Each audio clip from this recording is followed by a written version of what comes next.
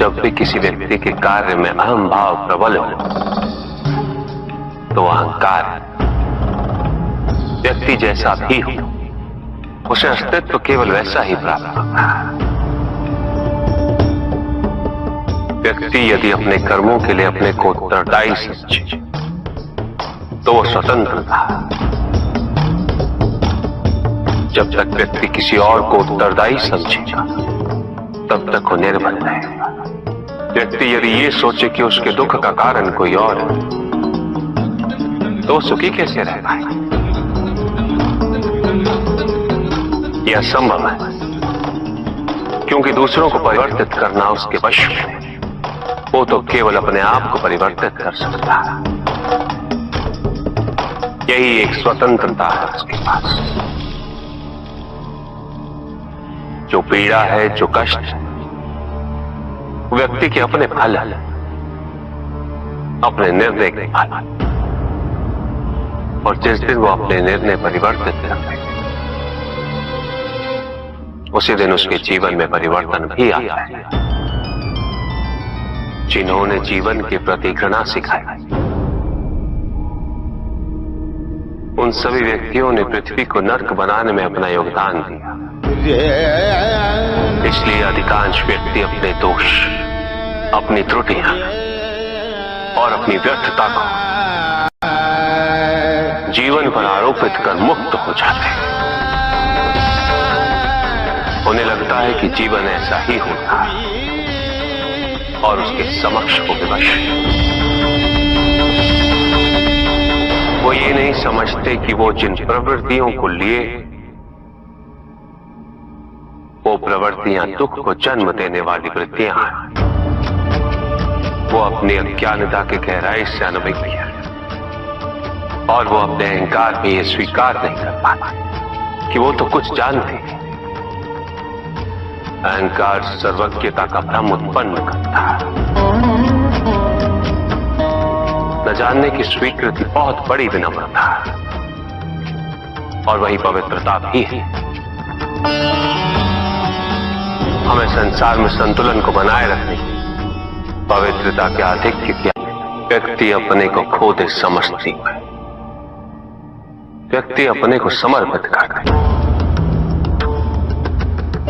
छोड़ दे अहंकार को तो भ्रम की इच्छा ही पूर्ण होती है और अभी भी वही फलित हो रही है। ऐसा नहीं है कि हम उससे भिन्न फलित करा देंगे, लेकिन व्यक्ति भिन्न फलित कराने में लड़ेंगे, टूटेंगे, नष्ट होंगे। एक नदी में एक बार बाढ़ आ गई पुत्र। दो छोटे से तृण उसमें बह रहे थे और उसमें से एक नदी में तिरछा पड़ गया और वो बाढ़ को रोकने का प्रयास कर रहा था।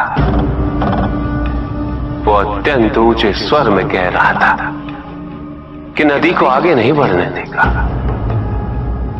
यद्यपि नदी तो बस बढ़ती ही जा रही थी।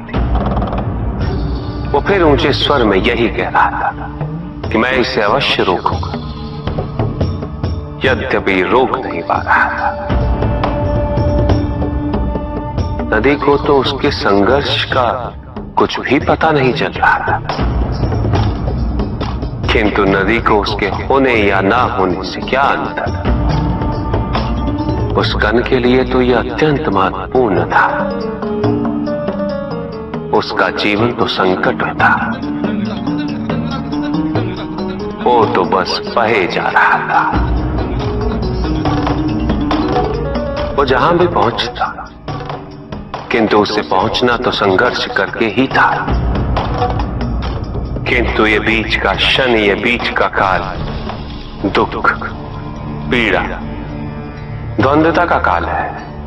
वहीं दूसरी ओर जो दूसरा तृण था उसने अपने को समर्पित कर दिया।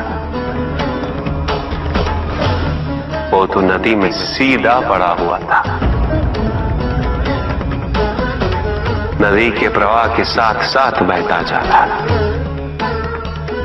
और उसे ऐसा प्रतीत हो रहा था जैसे कि वो नदी को दिशा दे रहा। उसे प्रवाहित होने में सहायता कर रहा हो। वो तो ये निश्चय कर बैठा था कि नदी को समुद्र तक पहुंचाकर ही रहेगा, किंतु नदी को उसकी उपस्थिति का भी आभास नहीं था। नदी पर उन दोनों के होने या ना होने का कोई प्रभाव नहीं था। नदी तो बस बहे जा रही थी। ब्रह्म की इच्छा को जाना नहीं जा सकता, किंतु ब्रह्म के साथ एक अवश्य हुआ जा सकता, और तब व्यक्ति की अपनी इच्छा तो खो ही जाती है, केवल उसकी इच्छा ही शेष रह जाती। युद्ध किसी व्यक्ति से नहीं, मानसिकता से होता। युद्ध में संघर्ष अच्छाई या बुराई का नहीं होता, सभी में अच्छाई है और बुराई भी है पुत्र।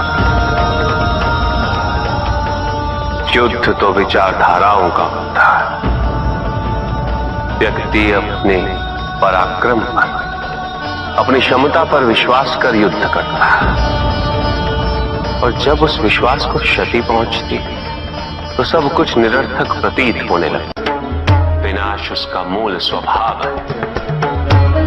संगीत से यह प्रक्रिया और भी प्रबल होती, किंतु विनाश किसका? प्रश्न ये है। जो विनाश अपनी सीमाओं का, ताकि व्यक्ति अनंतता की ओर अग्रसर हो सके, तो ये विनाश आंतरिक है, और उसमें संगीत सहायक अवश्य होता।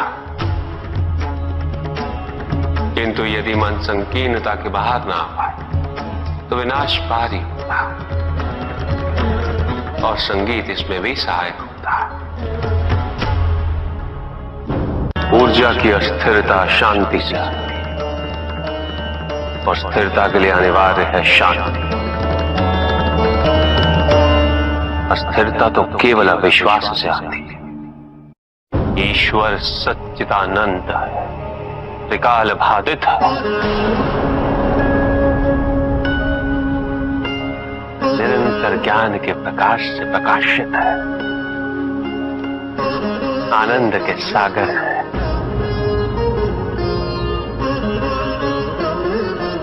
ईश्वर ही सृष्टि के परम तत्व है, निरंजन है, निर्विकार है, निर्गुण और निराकार है, साथ ही सगुण और साकार भी है। और वही संसार के सृजन करता, वही संहार करता भी है। सर्वव्यापी, सर्व अंतर्यामी,